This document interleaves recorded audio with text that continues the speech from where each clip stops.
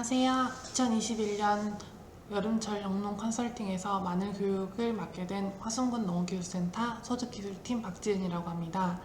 최근 급변하는 기상이변으로 인해 마늘 역시 그 재배가 점점 힘들어지고 있는데요.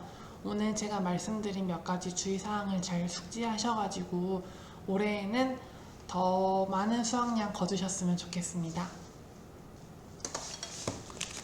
그럼 우선 오늘은 어떤 순서로 진행되는지 말씀드리겠습니다. 첫 번째로 종구 선택 시 주의해야 할 몇 가지 사항에 대해서 말씀드린 후 본포 토양관리 등 파종 전 주의사항, 그리고 생육 초기에 마늘에 발생할 수 있는 주요 병해충 및 생리장애 순서로 말씀드릴 겁니다. 먼저 종구 선택 시 주의사항입니다. 좋은 씨앗에서 좋은 열매가 맺히는 것은 어찌 보면 당연한 결과입니다. 따라서 마늘 역시 건강하고 좋은 종구를 사용하는 것이 중요한데요.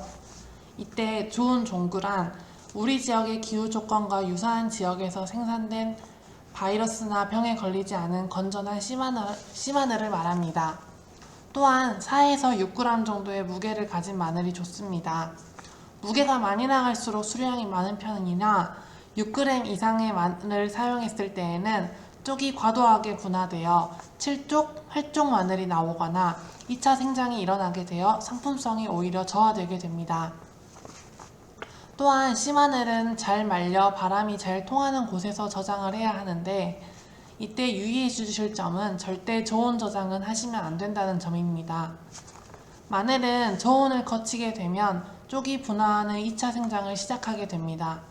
따라서 저온 저장을 하여 저온을 이미 거친 씨마늘을 파종하게 되면 쪽이 과도하게 나뉘어서 크기가 작고 상품성이 없는 마늘을 얻을 수 있게 되므로 주의해 주셔야 합니다.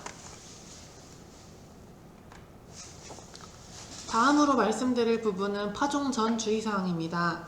크게 세 가지로 나눌 수 있는데요. 씨마늘 소독, 밑거름 관리 등 토양 관리, 그리고 적당한 파종 시기, 파종 간격 등 파종 시에 유의해야 할 점으로 나누어 말씀드리겠습니다. 첫 번째로 말씀드릴 부분은 씨마늘 소독입니다. 건강한 씨마늘을 선택하였더라도 잠재적으로 남아있을 수 있는 각종 병균들을 제거하기 위해 이는 반드시 실시되어야 할 작업입니다. 씨마늘을 소독하면 입마름병, 흑색썩은 균핵병 등의 곰팡이병을 비롯해 응애와 선충 등의 해충 피해를 막는 효과를 볼 수 있습니다.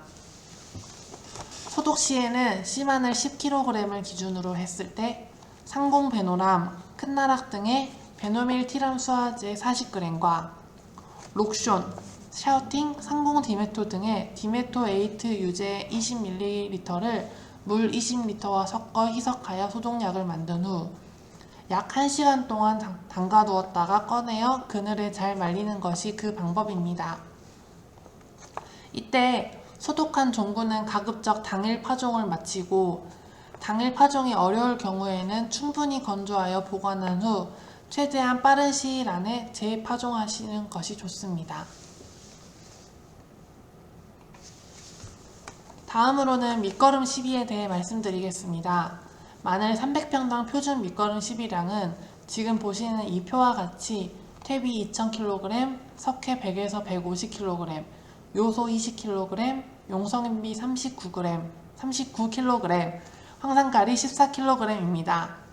다만 각 밭이 원래 가지고 있는 양분이 서로 다르므로 토양 분석 후 토양 상태에 맞추어서 적정량을 시비해 주는 것이 가장 좋습니다.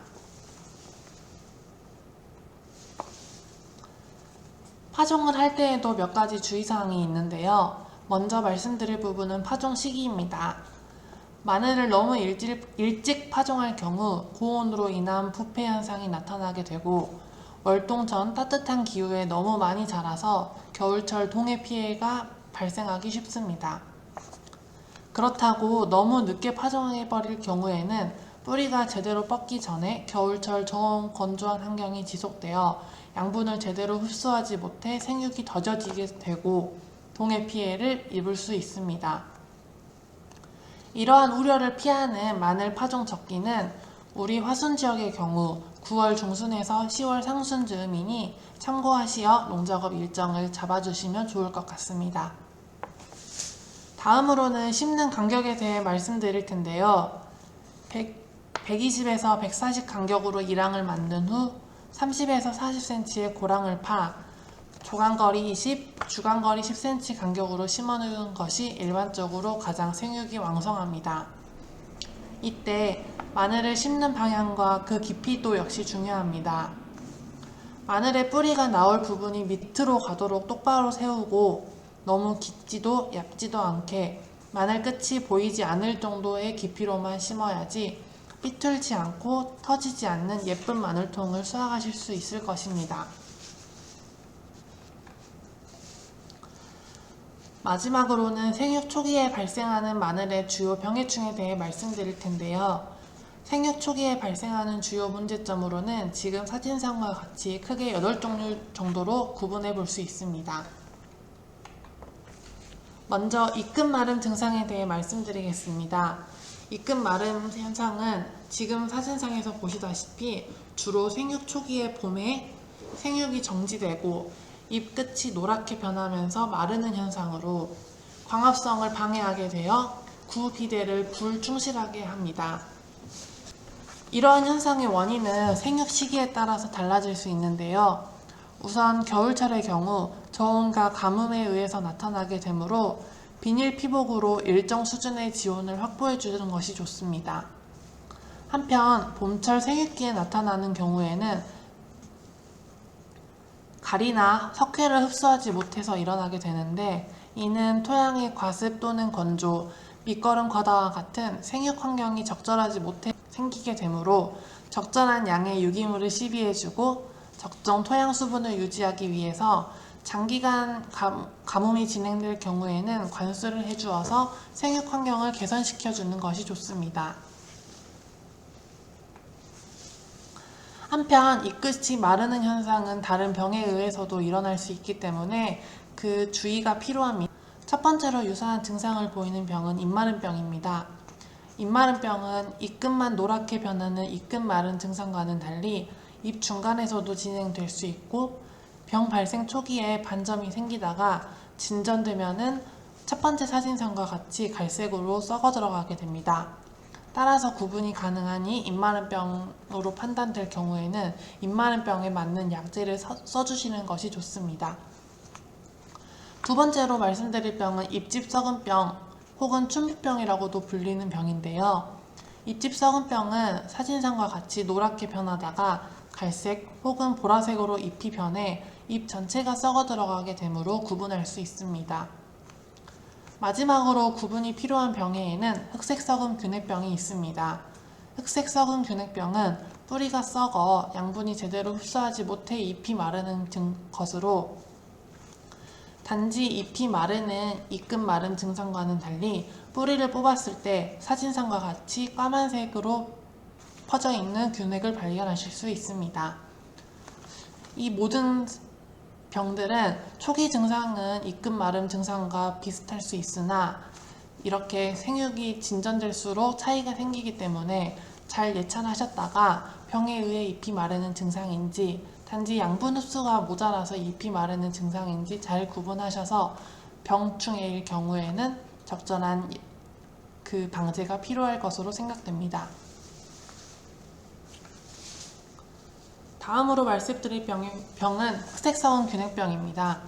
이 병은 2월 하순부터 5월 초까지 많이 발생하며 마늘을 비롯하여 양파, 파 등 팥속 작물에 주로 발생하게 됩니다. 처음 흰색 곰팡이가 뿌리를 가해하여 뿌리를 고사시키고 검은색 균핵을 형성하여 결국 잎이 마르고 구비대가 저하되어 품질이 현저하게 떨어지게 됩니다. 또한 약해진 뿌리를 통해 뿌리응에 선충, 고자리 파리 등의 해충 피해가 더욱 심해져 더 많은 피해를 유발하게 됩니다. 이 병은 발생 초기에는 식물체 피해 증상이 거의 없으며 뿌리가 이미 피해를 받은 후기에야 잎이 마르고 피해를 알게 되므로 방제가 어렵습니다. 따라서 예방적 방제가 매우 중요한데요. 예방적 방제로는 파종 전 종구를 깨끗이 소독하고 생육 초기 정용 약재를 병균이 있는 토양 속에 충분히 스며들도록 잘 살포해 주는 것이 있습니다. 지금 사진상에서 보시다시피 잎에 갈색의 반점이 생기는 것은 잎마른병입니다. 잎마른병은 4월 하순부터 수학기까지 주로 발생하는데 주로 비료가 부족하거나 질소 과잉으로 인해 식물체가 약해졌을 때 혹은 고온 다습한 환경에서 발생하게 됩니다. 이를 방지하기 위해서는 깨끗한 종구를 사용하고 균형 잡힌 시비를 통해 건전한 생물체로 키우는 것이 좋으며 병든 포자를 제거하기 위해 병든 식물체는 바로바로 제거해 주는 것이 좋습니다. 네 번째로 말씀드릴 문제점은 녹병입니다. 녹병은 지금까지 말씀드렸던 병과 약간 다르게 저온 다습한 환경에서 자주 발생하며 잎의 사진상과 같이 등황색의 점들이 생기다가 심해지면 잎이 노랗게 되면서 식물체 전체가 고사되게 됩니다. 이 병 역시 곰팡이병으로 포자 상태로 이동하기 때문에 병든 식물체는 일찍 제거해 주셔서 전염원을 없애주는 것이 가장 효과적이며 약해지지 않도록 생육 후기까지 비료 관리 등을 잘 해주는 것이 좋습니다. 다섯 번째로 말씀드릴 병은 잎집 썩은병입니다. 잎집 썩은병은 앞서 말씀드렸다시피 잎끝이 노랗게 황화되다가 갈색 혹은 보라색으로 잎 전체가 썩어버리고 물러지는 병으로서 습한 환경에서 자주 발생하게 됩니다. 따라서 배수로를 정비하여 습하지 않게 관리해주는 것이 중요하며 바람이 통할 수 있도록 적정 제식 간격을 지켜서 식재해 주셔야 합니다. 한편 지금 사진상에서 보시다시피 잎이 잎맥을 따라서 노랗게 색이 빠지는 증상은 바이러스에 의한 피해입니다. 바이러스 병은 생육 전기간에 발생될 수 있으며 진딧물이나 총체벌레와 같은 매개충에 의해서 옮기게 되므로 해충 방제를 철저히 해주는 것이 가장 효과적입니다. 또한 바이러스에 걸린 종구를 사용해서 길렀을 경우 바이러스가 똑같이 발생하기 때문에 파종할 때 깨끗한 씨마늘을 선택해 주는 것이 매우 중요합니다. 또한 마늘 생육 전 기간에 특히 생육 초기에 문제되는 해충에는 뿌리응애가 있습니다. 뿌리응애는 연작하는 포장과 유기물이 풍부한 산성 모래토양에서 많이 발생하는데요. 뿌리를 갉아먹어 양분 흡수를 방해하고 뿌리를 썩게 해서 다른 곰팡이병과 같은 부가적인 피해를 유발하기 때문에 큰 피해를 입힐 수 있습니다. 뿌리응애는 성충의 크기가 0.6mm 정도로 작아 관찰이 매우 어려우나 주로 무리를 지어서 뿌리를 가해하고 그 무리는 관찰이 가능하기 때문에 생육이 약간 안 좋다 싶으시면 주의 깊게 예찰해 주셔서 적절한 약제 방제를 해주시는 것이 좋습니다.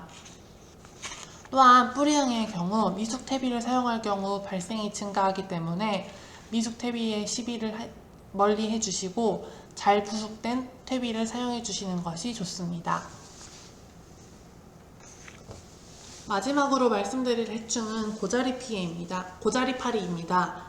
고자리파리는 6월 하순, 9월 하순에서 10월 하순, 그리고 3월에서 4월 이렇게 1년에 총 3회 정도 발생하여 마늘 재배 전반적으로의 피해를 입히게 됩니다. 고자리파리의 피해로는 유충이 뿌리를 통해 침입하고 가해하게 되어 아랫잎부터 노랗게 변하면서 결국 식물체 전체가 고사하게 되는데요. 이 고자리파리 역시 뿌리응애와 마찬가지로 미숙퇴비를 사용할 경우 발생이 증가하기 때문에 잘 부숙된 퇴비를 사용해 주시는 것이 좋으며 파종 전 토양살충제로 예방이 가능하기 때문에 파종 전 토양살충제를 살포해 주시는 것이 좋습니다. 또한 3월 하순 성충 발생 시기에 정확히 예찰하여 적기에 약제를 살포해 주시는 것이 매우 중요합니다. 지금까지 여름철 마늘 재배 시 주의해야 할 점 몇 가지들을 말씀드렸는데요. 이 몇 가지 사항들을 잘 기억해 주셔서 금년에는 마늘 농사가 잘 이루어졌으면 좋겠습니다.